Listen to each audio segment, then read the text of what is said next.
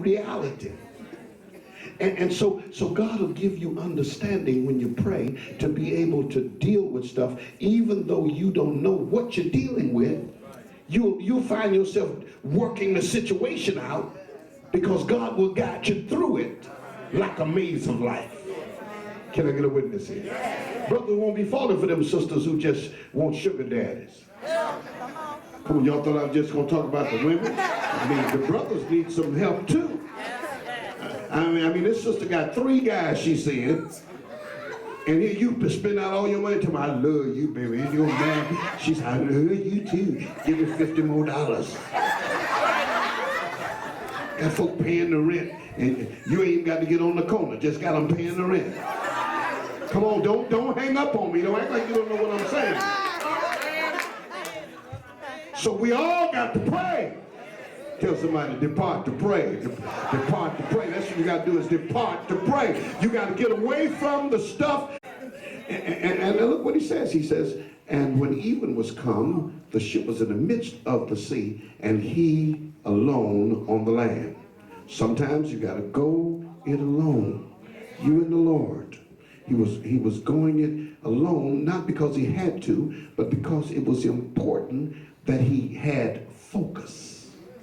Look at the next verse. And he saw them toiling in a row, and the wind was contrary unto them. He was standing on the seashore, Bishop, and while he was on the seashore, he looked out in the midst of the sea, and he saw them struggling, toiling, as they were rowing. He had told them to go over to the other side, and just as they get to the midst of the sea, Tim, they start toiling in their row. I want you to say out loud with me, distress in rowing. Say it again, distress in rowing. Now, let's go back to what I started this with. He constrained them to get in the ship. He left them and went and departed to pray. And now, as he stands alone watching them in the evening of the day, it says they were struggling, they were toiling in their row. Now, why would God send you somewhere yourself toiling trying to do it? Isn't that amazing that he would send you somewhere, and then after you get there, you got to struggle to do it? Didn't God know you were going to end up struggling if you went out on the midst of that sea? And some of us now don't understand why we're struggling if we're doing what God said. Yes, sir. That often bothers me. If God tells me to do something, why you going to have me struggling? Didn't you know what I was going to run into before you sent me down to that church, down to that job, to marry that person, to marry that other person? Didn't you, when you sent me to that college, didn't you know what I was going to be dealing with? I prayed and asked you which way to go, and I didn't want to go. I tried to go another way, and you constrained me to go that way. You pushed me, you forced me, you commanded me, and now I'm struggling.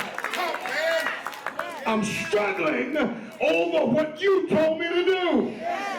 Listen to what he says. He says, and they were toiling in their row. They were toiling in their row, for the wind, look at that, was contrary. All right. They had come into some contrary wind. Let me talk here for a minute. I've been to Israel several times, and the Tiberian Sea, Pastor Jones, you know this, Tiberian Sea is inland from the Mediterranean. It is made like a horseshoe. This is the big body of water, and it all flows into a horseshoe. And my room was right on this side of the horseshoe, and I was on the second floor, so it's just above the water, and I could walk out. And around 3 in the morning one night, I walked out, and I saw how dark it gets out on that water, because there ain't nothing but moonlight. It gets Mississippi dark, Alabama dark. Not Chicago dark, that's street light dark. I'm talking about dark.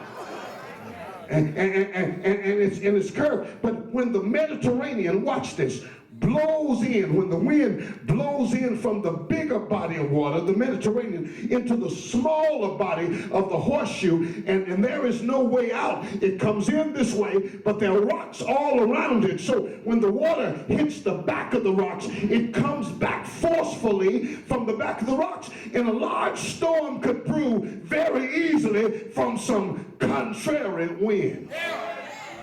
And so when the contrary winds come in, they come back out stronger from hitting the rocks.